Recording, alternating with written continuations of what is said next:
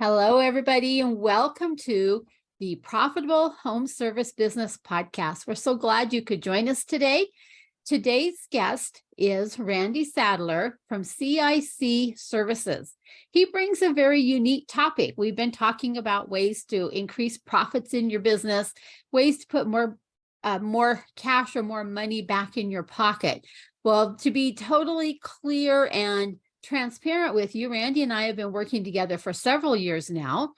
We work together on the tax planning side of this business, where we help clients pay the least amount of tax that they legally need to pay after we fix their profit problems and gotten their profits up to where now it's painful on the amount of tax that they're paying. So welcome, Randy, and let me tell our guests a little bit about you. Well, thank you, Diane. I'm honored to be here. Yeah, Randy has been a principal with CIC Services since 2012. He's been a marketing and communications professional when he joined Procter & Gamble's brand management group. His career transitions have taken him from P&G to Pfizer Pharmaceuticals, that's too many P's, to the Ellison Group, to Jewelry Television. Wow, what a background. I didn't realize you had all that. He now leads marketing and client empowerment for CIC Services. Randy is an entrepreneurial bent and is active in investment real estate. He's an owner and principal in Woodlands Management, LLC. His partnerships manage over 400 residential properties. Randy received his Bachelor of Science degree from the United States Military Academy in 1992. Randy resides in Knoxville, Tennessee, with his lovely bride of 26 years, Shannon. They have 5 children. And they have helped found a classical Christian school in Knoxville that's entering its 16th year with over 250 students. Randy still serves as school board president. Congratulations on that. That warms my heart because my daughter came up through Christian school as well. Wonderful. Yes. Yeah. Trying to give her the best education I could give her at the time. It's worthwhile for sure. Yeah. It is. Yeah. So welcome to the show. And I know you're going to share some amazing ideas with our guests today and help them realize that there's some very creative ways that we can put more money back in their pockets, help their business, protect their business, while still staying well within the guidelines that the IRS wants us to stay within. So welcome to the show, Randy. Oh, thank you. I'm really glad to be here. I think my first question for you today is, what is a captive insurance company and why would somebody want or need one? That is a great question, and I get asked that all the time, especially at parties. A captive is a real insurance company that a business owner or business owners own. So in really simple terms, you choose to own your own insurance company. And there are a lot of reasons why that works out well. So, maybe think about it. One of the ways I like to think about it is imagine if you're in let's just say your business is installing gutters. And then imagine if you started manufacturing gutters and you bought your own gutters. So now you've vertically integrated your supply chain, right? Well, a captive is a way to vertically integrate your insurance. So just take that concept of vertical integration and just slide it over to your insurance. By owning your own insurance company, you're able to do many things that are hard to do with your core business. First of all, there are many insurance coverages that you're buying in the commercial market that you're likely spending a lot of money on, and now you can keep a portion of that money in many cases. Another big benefit is very often businesses are extending warranties or extended service contracts. You can run those through your captive and create really a second profit center by offering a warranty or extended service contract or some type of post-sale revenue generator, or income generator. So that's very powerful. In some cases, if you have to do bonding, a captive can do bonding. For many of our clients, we're able to help them lower their healthcare costs by running that through a captive. And then one of the really cool things about insurance companies, and Diane, you and I were talking about this before. You drive into any major city and you look at the skylines, usually insurance companies dominate the skylines. And there's a really simple reason for that. Insurance companies benefit from insurance company taxation. Simply to say, insurance companies, provided they're legitimate, of course, are taxed differently. And so when you buy insurance from your insurance company, you're typically moving profit out of a higher tax entity, your core business, or yourself if you're a pass-through, to a lower tax entity, your captive. And captives can be taxed as low as 0% to as high as 21% on their profits, depending on the tax election you make. Now, I do have to caveat that I'm not a CPA, but Diane is, so she could advise you on the tax elections that you make if you own your own insurance company. Thank you for sharing that, Randy. I want to back up just a little bit. Many businesses in the home service business area offer those extended warranties. And I know when I met up with you a few months ago at our mastermind meeting, you had talked a little bit about this whole concept of putting warranties within your captive. That was a new concept for me. And would you take just a minute and expand on that just a bit? Absolutely. So there's several ways to think about warranties. Now, some businesses are selling somebody else's warranty, perhaps. And whoever is, if you're selling their warranty, they're making most of the profit. They might be paying you a small commission, right? So if you can transition out of selling their warranty to selling your own, that's usually way more profitable. But in really simple terms, and the best examples that I've seen might be in the HVAC space, right? Where businesses often the HVACs come with a 5-year warranty, and they offer their clients a 10-year warranty, but they have to enter into a service agreement, right? And so they actually start reserving money in the captive insurance company in the event that there may be claims in the future. And they're able to show the client that that 10-year warranty is in fact backed by an insurance company, which is actually the insurance company they own. But as they're reserving money into the insurance company, they're moving it from their company, where it's normally taxed at anywhere from 21 to call it 45% maybe, over to an insurance company where it can be taxed as low as 0%. So that's a great way to be reserving for future claims. And then obviously they've now got their customers locked into doing annual or biannual maintenance, right? So now they've got a guaranteed income stream because that client's holding on for that 10-year warranty. So that's one of my favorite examples by far that one of our clients does. But really, warranties are a great way to make money. And when you run them through your own insurance company, not only do you take advantage of the profit of the warranty, but now you take advantage of insurance taxation, which makes it doubly powerful. I love that example. I know within the last few months, you and I were talking about how hard it was on some of the businesses as they came through COVID and tried to place claims with their own insurance companies, and how that differed from if they would have had a captive. I know COVID is supposedly behind us, but there's other things that could happen that would have the same or similar type results as the COVID pandemic did. You want to talk about that for just a minute? Yeah, I'd love to. And I'm glad you brought that up, Diane.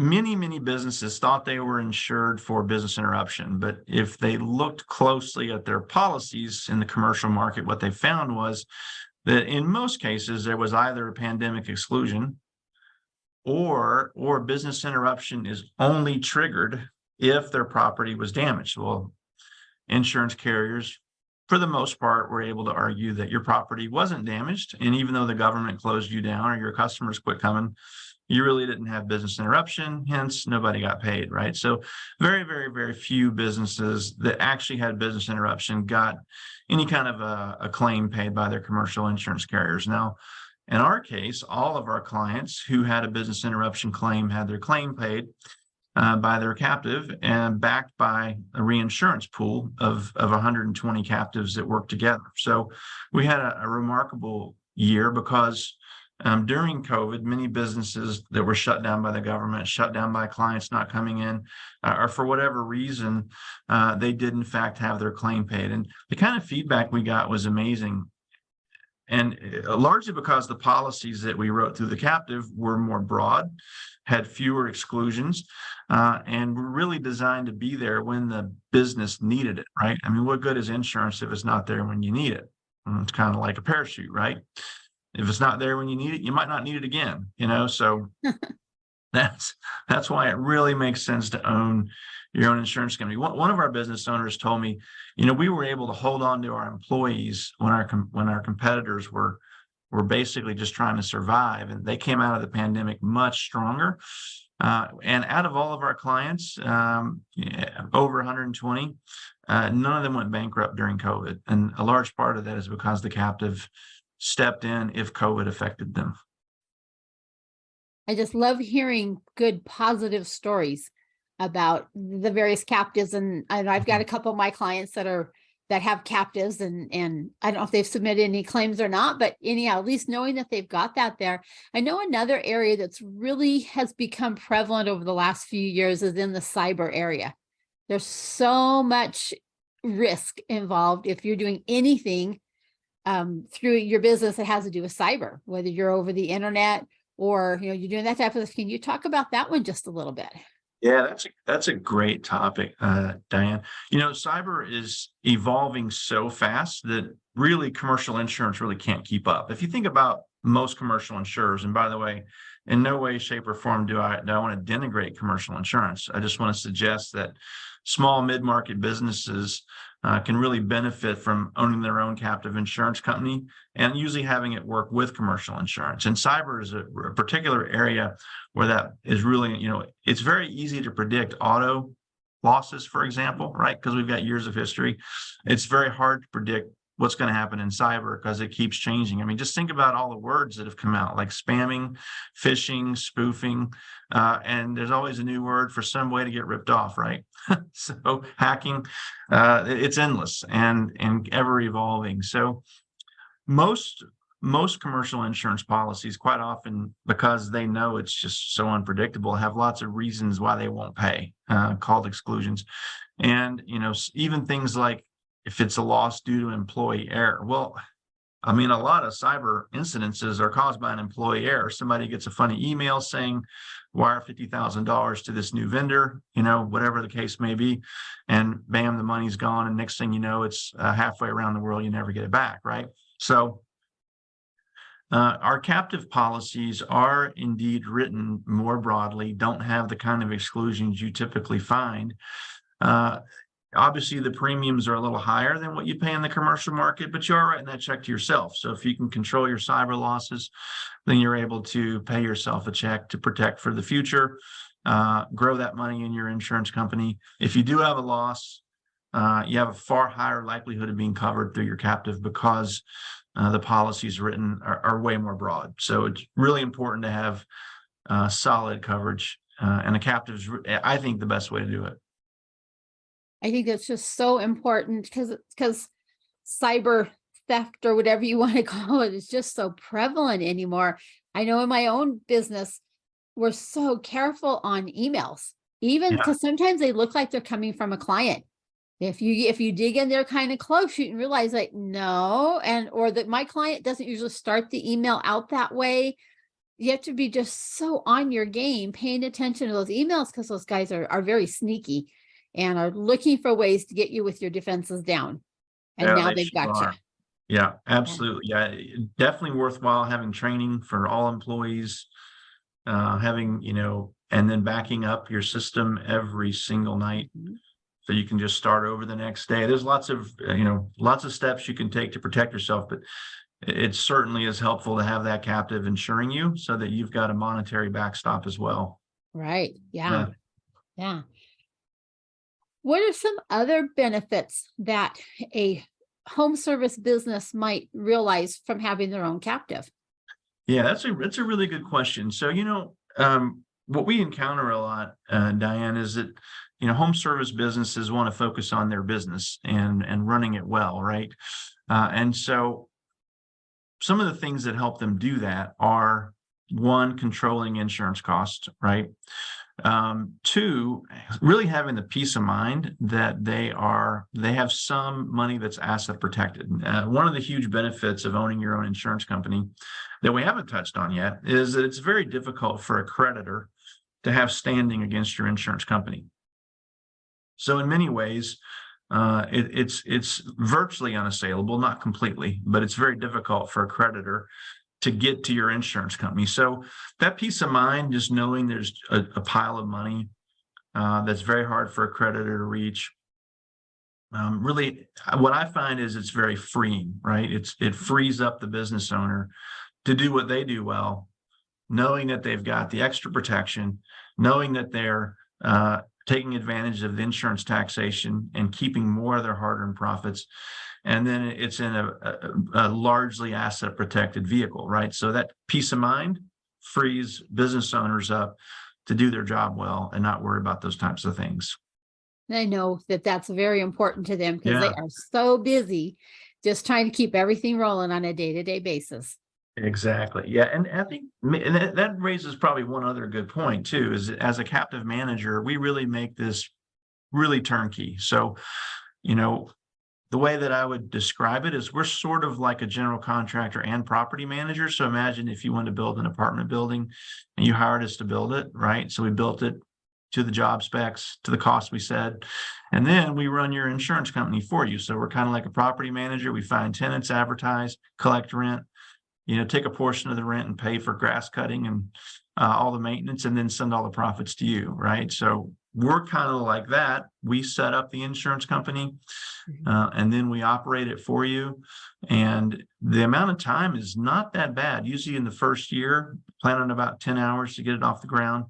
And then every ongoing year, about five hours a year of your investment working with us, but we really do all that for you. So we keep the amount of work really low so that you can focus on your business. So that's huge as well.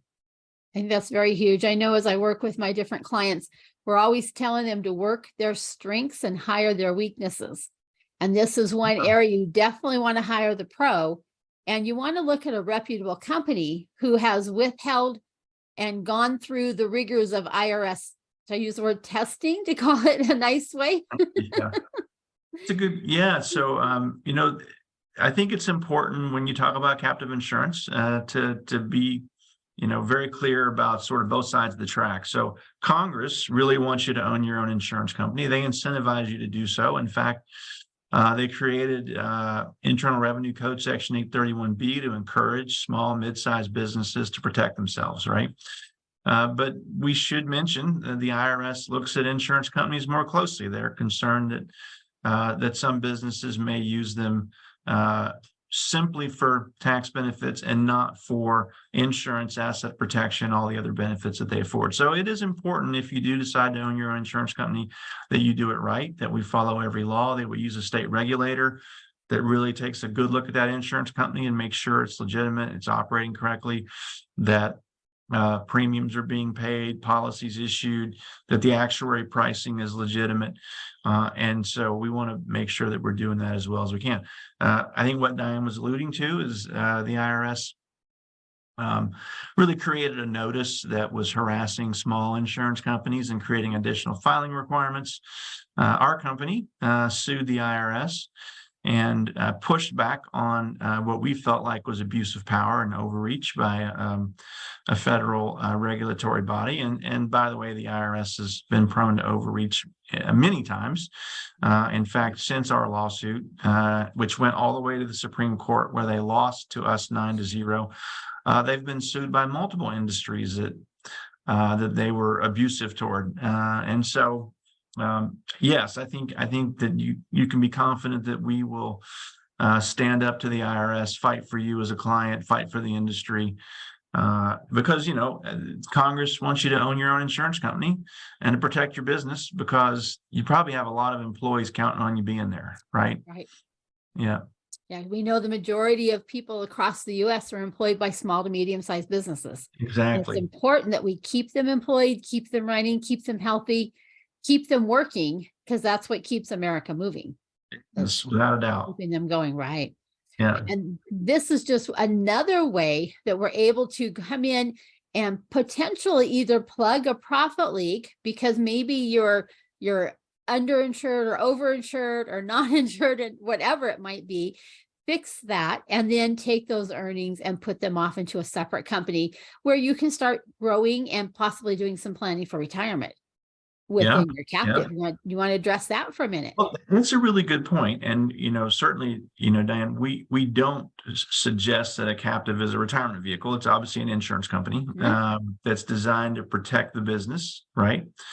But I mean, if let's just say hypothetically, if State Farm decided they're not going to write any more insurance and they're going to take their money and go retire, they have a really nice retirement, right? So, yeah, at some point, if you sell your business or your heirs take over the business, a well-run insurance company is going to accumulate profits. Obviously, not only can you take advantage of insurance taxation, obviously consult your CPA to do that, but also you can invest and grow the money in your insurance company. All insurance companies invest their money to grow it. Then at the point where you sell your company or pass it off to heirs, you're ready to close your captive.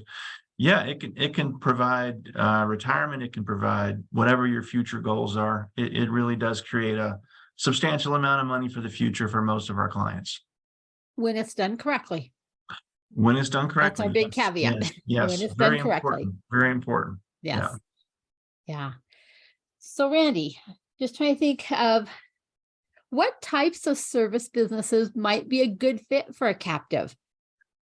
Yeah, that's a really good question, Diane. I mean, if you think about businesses that have any kind of operational complexity, a decent number of employees, have real business risk, whether it's business interruption, supply chain interruption, loss of key people, government action brought against you, like OSHA, EPA, for example. I mean, if you've got a business that's operating in that realm, then you've got a lot of risks that you're probably not insured for, right? So we think about HVAC, for example, or plumbing, or roofing. We have a lot of roofing clients, electricians, gutter siding. For sure, anybody that's doing even, home builders. We have, quite a few home builders that own captives because there's just so much risk, so much complexity, so much that can go wrong. And so being able to insure for those risks is really important. I've got an example of a electrical contractor who also does some GC work, had a lawsuit for $85,000 for liquidated damages because weather caused them to be delayed, and the captive paid that claim. So you can insure things like liquidated damages or parts not coming in on time. If you have subcontractors, this is a very interesting area to focus on too. You can actually have those subs buy default bonds or default insurance from your captive. So that creates a whole profit center out of thin air. Instead of having those subs buy insurance from somebody else, have them buy it from you, and turn that into a whole separate amount of found money. So those are all really, really good examples. I'd say if your annual revenue is 3 million plus, and you're in any of those types of industries, a captive is likely going to be a really good fit for your business. Very good. This has been very educational. I think I'm even picking up things that I wasn't aware of, and I've been hanging around you for a long time. I know. It's always something new to learn, right? Always. Yes. Always. Yeah. And every time I bring somebody to you, we get to talking and I get to listen when you have your meetings with them. It's like, I didn't know you could do that, or I didn't know they could cover that. So I'm always excited to learn more areas and more ways that a captive can help a growing, profitable company. Yeah, it's a versatile tool. It definitely can help a business in many ways, cutting costs in healthcare, creating new profit centers and warranties or sub-default insurance, or, there's just so much that can be done with a captive. It's a very, very versatile financial vehicle, but most importantly, it's a powerful risk management tool that really, I think, what are you really getting with insurance? Peace of mind, right? And nothing buys more peace of mind than an insurance company full of money that you own. That will create peace of mind. That's right. Yeah. Yes. That's I was right. just thinking back to your example of the guy with the loss of $85,000. That could have been all the profit from his job, totally gone, just like that because of weather. Right. And Absolutely. that he was very thankful for his captive at that point in time. Yeah. And we also had, interestingly, even during COVID, we had, because supply chain interruptions, we had claims there too. You know, we had one business that had about a $300,000 loss because of supply chain. They couldn't finish jobs on time, you know, even though it Okay. was work, they couldn't finish. Right. So $300,000 claim, captive paid it, risk pool backed it up. Mhm. You know, really, really, really good. So yeah, you know, the peace of mind that can come from owning an insurance company is a game changer for many business owners. I would think so. Yeah, I see my clients and my coaching members dealing with all these things and keeping all these balls in the air. This would be one that they wouldn't have to keep in the air because they would know that it's covered and they would know that they are covered in the event of, you know, any number of these items as we've been talking about today. Exactly. So, any final words you want to share as we wrap Yeah, this one up? I would love to, I'd love to talk with anybody that'd like to discuss owning their own insurance company. Certainly call Diane first, because you'll want to work with her on first getting your profit straightened out, right? And then getting your business on the right track. But she can help you build the best plan for your business. And then if it becomes a logical extension to own your own insurance company, definitely would love to talk with you. Right. Randy, why don't you share with our guests your website information? Because I know you have so many amazing articles and blogs and stuff out there. Yeah, we do actually. That's a very good point. I think we have about 250 articles on the website, multiple webinars that you can watch. They're really good videos and very educational and cover different facets. So go to www.captivatingthinking.com. So CAPTIVATING That's our web address. And then that'll open up all kind of doors for you. And in there, I believe you can sign up to receive those articles or newsletter type things, because I know I get them in my email all the time and hop on your webinars as often as I can, because I always pick up something new every time you explain the process to somebody. Yeah, definitely sign up for our we call it our captivating thinking is what we call it, and it's just an email that we send out regularly with new ways to think about protecting your business, keeping more money, creating new profit centers, just how to use an insurance company to help you achieve your goals. Okay. Yeah. So all back to our goal of becoming more profitable, keeping more of your hard-earned cash, and getting those profits to be in line with where we plan them to be as we base ourselves upon the principles of profit first.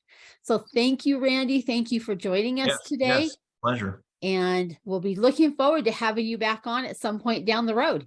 Yeah, let's do it. I look forward to it. We'll have more exciting stories to share. We will. I'm sure we will. All right. Thanks again. And this wraps up another episode of our Profitable Home Service Businesses podcast.